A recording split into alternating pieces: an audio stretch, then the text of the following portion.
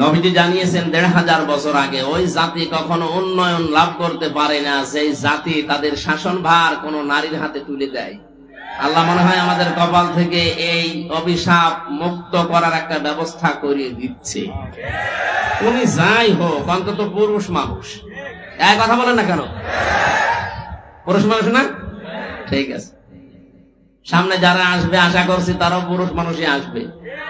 মেয়ে লোক আসার আর কোন সম্ভাবনা দেশে আছে না, কারণ তাদের বুদ্ধি অর্ধেক। আপনি আবার এটা উল্টা পাল্টা করে লাগিয়ে বিভিন্ন জায়গায় দিয়ে নেই যে নারী বিদ্বেষী না। এটা হাদিস বললাম, এটা বুখারী শরীফের হাদিস। আল্লাহর নবী কথা শুরু করার আগে লাম দিয়েছেন, লা ইউফলিহা, কখনো সফল হতে পারে না ওই জাতি যে জাতি তার শাসনভার কোন নারীর হাতে তুলে দেয়। আমরা এই জন্য আমার মনে হয় দুর্নীতিতে চ্যাম্পিয়ন হতাম। কথা বলে না কেন? প্রশ্ন আসতে পারে তাহলে ৫৩ বছর তো নারী ছিল না? না, যারা ছিল এর আগে আর ওরাও নারীর মতন। নারী কাকে বলে আজকের তেলাওয়াত কিন্তু আয়াতের ভেতরে আছে। আজকের সূরার নামই মমতাহিনা। মমতাহিনা মানে কি? পরীক্ষিতা নারী। কোন নারীকে পরীক্ষা করে করে আল্লাহ এই জগতে নামি দামি এবং গণী বানিয়ে দিয়েছিলেন, এস্টাবলিশ বানিয়েছিলেন? কারা আল্লাহর মনোনীত ছিল? কি করলে মনোনীত হওয়া যায়, চিরন্তন হওয়া যায়? এই কথাগুলো আজকের তেলাওয়াত কিন্তু আয়াত থেকে আমরা শুনবো ইনশাআল্লাহ। তাফসীরে যাচ্ছি, আমরা কিছু কথা আগে থেকে বললাম। শাহাদতের মর্যাদা যারা পেয়েছেন আল্লাহ তাদেরকে সত্যই যেন শাহাদতের যে স্বাদ এটা দান করে। এখনো যারা অসুস্থ আছে শেফায়ে কামিলা আজেলা আল্লাহ যেন নসিব করে। ওরা যে দুর্বিসন্ধি লাগিয়েছিল যে 14 জায়গায় অনুমতি নেই, এই করতে করতে যারা আয়োজন করতো, এই যে এই ছেলেটা আগস্ট মাসের 5 তারিখের আগে একটা অনুষ্ঠান দিয়েছিল নীলফামারী বাড়ির জল ঢাকা। ওখানে যিনি দায়িত্বে ছিলেন ওসির, আমি যে পৌঁছিয়েছি উনি গাড়ি নিয়েছে আমাকে ধরে মামলা দেবে। উনি জানে যে নামে মামলা আছে, আরো নতুন করে আরেকটা লাগায়। সেদিন যে কি তৈরি করেছিল ওসি সাহেব, এখন শুনলাম আজকে আসার সময় বলছে ওসির নামে নাকি আজকে মামলা হয়েছে। উনি আমার নামে মামলা সাজাবে পারে না, এখন নিজেই মামলার ফিগারে। এই জন্য যারা এই সিস্টেম করেছিলেন কিয়ামতের আগে এদেশে আর কোরআনের কথা বলতে কোনো অনুমতি লাগবে না, সেইটাই ফিরে আসবে ইনশাআল্লাহ। কোন কারণে আল্লাহর কালামের কথা আল্লাহর জমিনে বলতে আপনার মতো সলিমতদের কাছে লিখিত নেওয়া লাগবে? আপনি কি হয়ে পড়েছেন বলেন?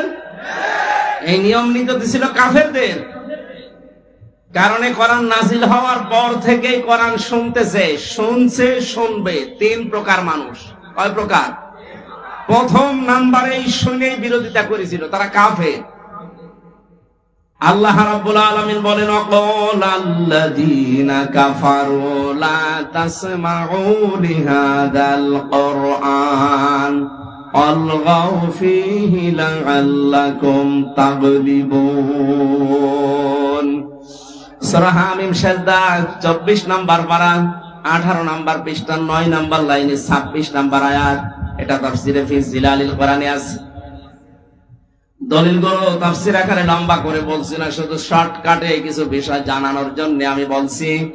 আল্লাহ পাক বলেন ১৫০০ বছর আগে কাফেররা সিদ্ধান্ত নিয়েছিল সব চলতে দাও, কোনো বাধা দিও না, কিন্তু মুহাম্মদের কোরআন যেন চলে না। ওদের উদ্দেশ্য ছিল এই, কোরআন চলতে যদি বাধা দিতে পারো, হট্টগোল করো, ওয়ালগাউ ফীহি, শুধু বন্ধই করবা তা না, এটা বন্ধ করার জন্য যত রকমের কায়দা কৌশল আছে করবা।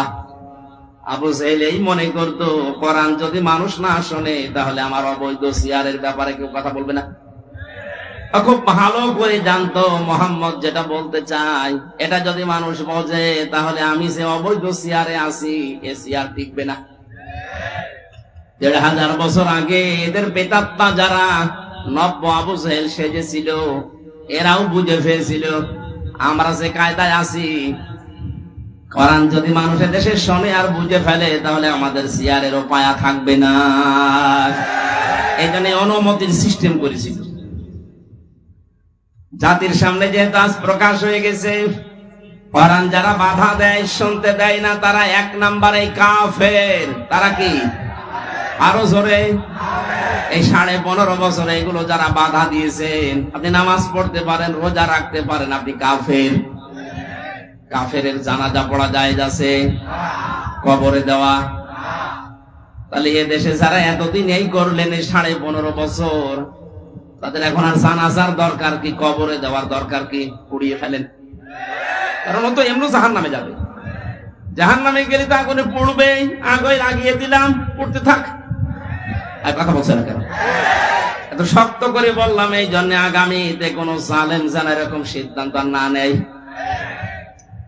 দ্বিতীয় নম্বরে, কোরআনের শ্রোতা পেয়েছি আমরা, নাজিল হওয়ার পরেই তারা শুনতে আসতো, বিশ্বাসও করতো এটা আল্লাহর কিতাব, মুহাম্মদ বানাতে পারে না। শোনার পরে যখন দেখতো না, এই কথাগুলো তো আমাদের ব্যবসার সাথে মেলে না, আমাদের রাজনীতির সাথে মেলে না, আমাদের পরিবারের সাথে মেলে না, এমনকি আমার ব্যক্তিগত জীবনের সাথেও মিলছে না, ওই মানুষগুলো তখন আস্তে করে নবীর কথা শোনার পরে কেটে পড়তো। সূরা নিসা 5 নম্বর পারার 7 নম্বর পৃষ্ঠার 1ম নম্বর লাইনের 61 নম্বর আয়াতে আল্লাহ বলেন, ওয়া ইযা কিলা লাহুম তাআলাউ ইলা মা আনজালাল্লাহু ওয়া ইলার রাসূল রাআইতাল মুনাফিকিনা ইয়াসুদ্দুনা আনকা সুদুদা। ওয়া মানে এবং ইদা মানে যখন, ইলা মানে বলা হয়, তাআল মানে আসো, ইলা মানে দিকে, মা মানে যা, আনজালাল্লাহ মানে আমি আল্লাহ নাযিল করেছি, ওয়া ইলার রাসূলি এবং রাসূলের দিকে আসো। রাআইতাল মুনাফিকিনা, হে নবী আপনি দেখতে পাবেন যাদের অন্তরে গুড় আছে, মুনাফিকি আছে, এই মানুষগুলো ইয়াসুদ্দুনা আনকা সুদুদা, আস্তে করে আপনার কাছ থেকে মুখ ফিরিয়ে কেটে পড়বে। সুতরাং আজকের আলোচনা শেষ হওয়ার আগে দেখেন কোনটা ওঠে না, ওই 2-1টা যাচ্ছে আলাদা কারণে, ভালো লাগছে না এই বলে যদি চলে যায়, বুঝবেন ওইটা মুনাফিকের কোন লক্ষণ নিয়ে যাচ্ছে। পোশাক পায়খানা আর বিড়ি খাওয়া বাদ দিয়ে কেউ যেতে পারবেন না। বিড়ি কয়েকজন খায়, সবাই তো না, কিছু মানুষ আছে, আপনি খুব নেশা লাগলে খেয়ে আবার চলে আসবেন। কি আসবেন তো? কারণ রংপুর বিভাগে এটা চলে আমি জানি, কারণ এখানে বিড়ি তৈরি হয়। এই যে পাশের গ্রাম, কুড়িগ্রাম, এই সমস্ত জায়গায় আপনারা তৈরি করেন, আপনারা তৈরি করেন, না খেলে হয়, খাবেন, 2-1টা খান, কিন্তু আস্তে আস্তে ছেড়িয়ে দিন। তুমি গিয়েছেন, আমি তো আকিজ গ্রুপে ছিলাম ওই সময়, স্যারকে বলেছিলাম যে আকিজের বড় ছেলে যিনি, বলুন স্যার আপনারা এই কাজ বান্দা বাদ দিন, দিয়ে একটা খাবার তৈরি করে। হুজুরে তো খাবার, কিন্তু খাবারে তো খাবার না, মানুষের লাঞ্চ নষ্ট হয়ে যায়, কলিজা নষ্ট হয়ে যায়।